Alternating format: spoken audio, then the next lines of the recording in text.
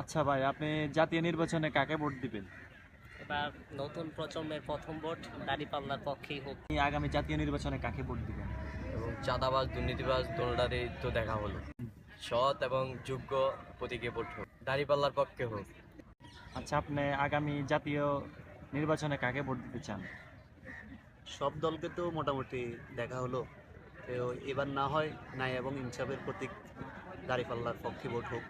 দক্ষ লোকের পক্ষ লইয়া ভালো লোক জয়ী করিয়া দেশ বাঁচাইও, আরে দাড়ি পাল্লা মার্কায় সিল মারিও।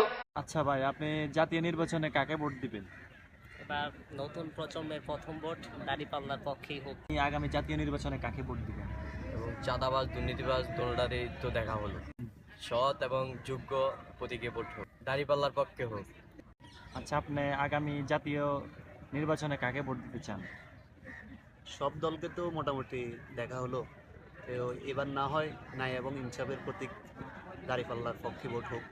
দক্ষ লোকের পক্ষ লইয়া ভালো লোক জয়ী করিয়া দেশ বাঁচাইও, আরে দাড়ি পাল্লা মার্কায় সিল মারিও।